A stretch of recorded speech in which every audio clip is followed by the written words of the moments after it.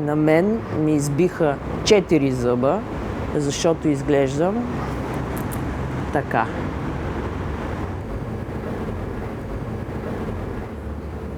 Ами ще се върна на 11 февруари 2019 година. Пред сладкарница Неделя се разминах с един мъж, нормално изглеждаш. В момента на разминаване ми каза педал долен. Продължих надолу и малко по-късно, може би няколко минути, 2-3 минути след това чух тичане зад гърба си, инстинктивно тръгнах да се обръщам. В момента, в който тръгнах да се обръщам, усетих и мрък в челюстта. Беше същия мъж, който ме погледна и каза: повече да не съм те видял в този квартал. Обърна се и избяга. Това, което се е случило на Галя Петкова, всъщност представлява престъпление, нанасяне на средна телесна повреда на лице заради нейната сексуална ориентация. Все още се води неизвестен извършител.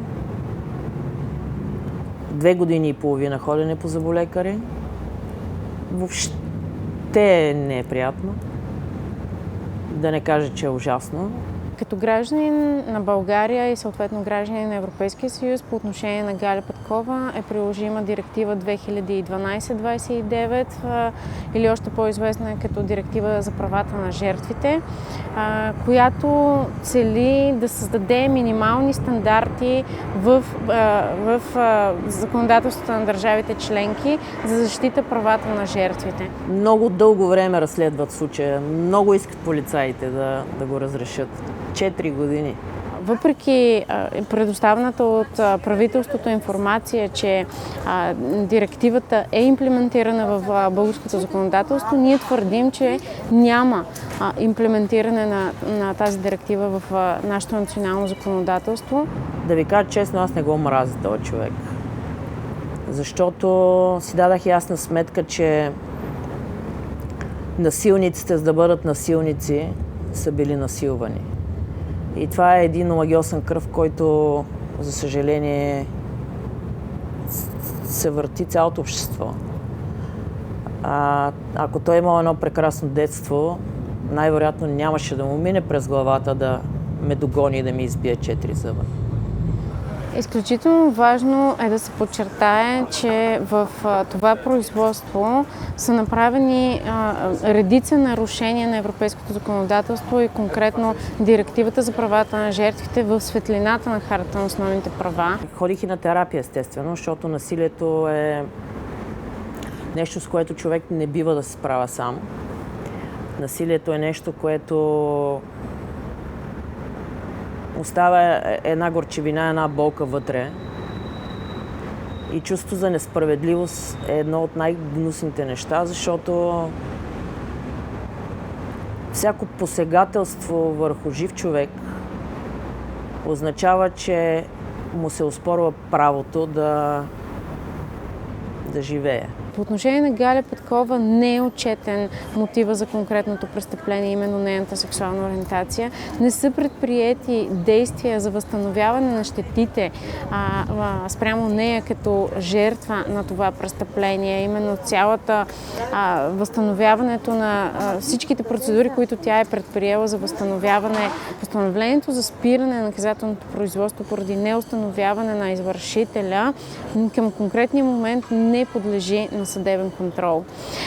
И това са все нарушения, които са тежки нарушения на правото на Европейския съюз и за които всъщност България е гарантирала, че спазва, твърдейки, че имплементира директива 2012-29. Това законодателство трябва да се промени.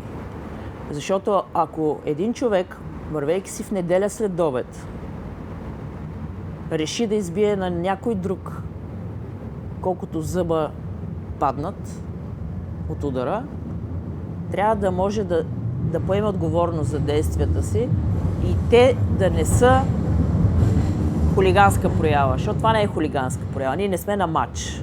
аз не съм ходила на матч. Да викам, да плюя семки и да викам за грешния отбор. Галя не е единствената жертва на престъпления от омраза.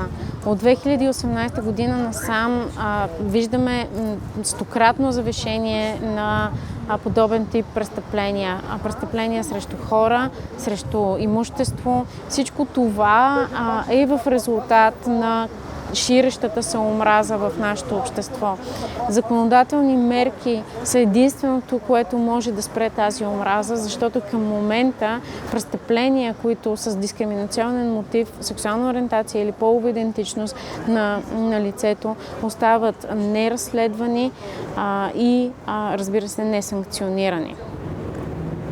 Аз съм се родила в цялата си прелест, такава каквато съм. И съм избрала да живея живота си, бидейки себе си. И всеки един човек има правото на това. И ние имаме семейства, имаме деца, имаме мечти. И нямаме нужда да си изкарвате на нас собствената агресия и несбъднати мечти. The skies are always blue, they're